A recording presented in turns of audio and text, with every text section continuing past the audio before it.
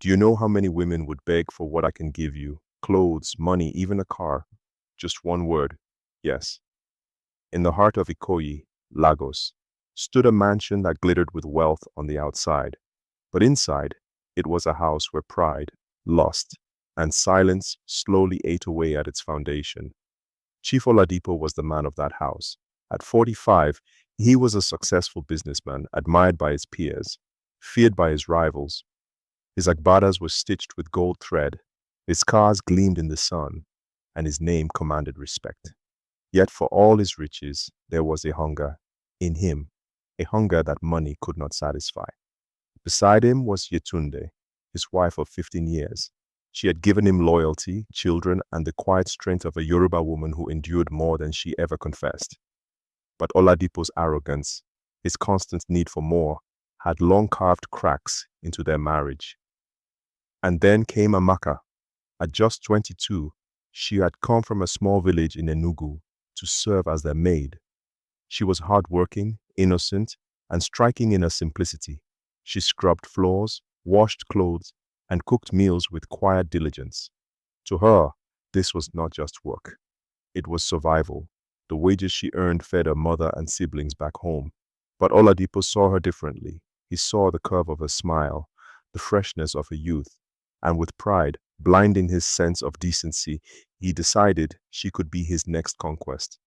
One evening, as the rain tapped lightly on the kitchen windows, Oladipo cornered her.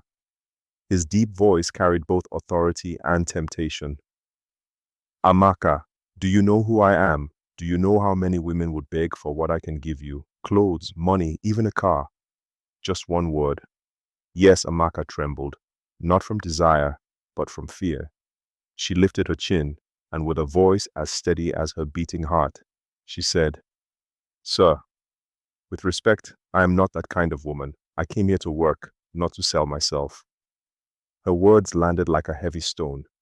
Chief Oladipo, the man who had bought loyalty from friends, silence from enemies, and even false affection from strangers, had been rejected by a maid. His pride burned hotter than fire. But secrets do not stay hidden for long. One evening, Yetunde heard the whispers of her husband's disgraceful attempt. She confronted Amaka, and when the young maid, with tears in her eyes, confirmed the truth, Yetunde's heart broke, but her spirit rose. That night, in the grand living room adorned with Yoruba bronzes and family portraits, Yetunde faced her husband. Her gill sat high, her eyes burned with both pain and fury. Oladipo, she said, her voice trembling but firm, you did not only betray me, you disgraced yourself. A maid had more dignity than the man I married. The silence that followed was heavier than thunder. That very night, Yetunde packed her bags. The children followed her, clinging to their mother's side.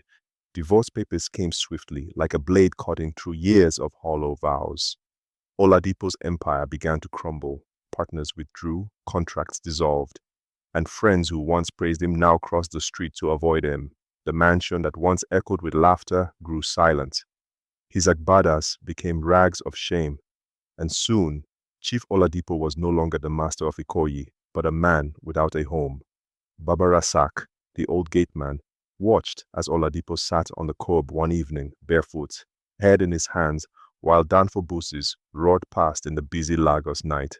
The old man sighed and muttered, a man who loses his honor will soon lose his home. And when the wife walks away, even wealth cannot buy back respect. And so the tale spread through the markets, the salons, and the streets of Lagos. They whispered of the maid who refused, the wife who walked, and the man who lost everything. He was Chief Oladipo, but in the end, he was only a man.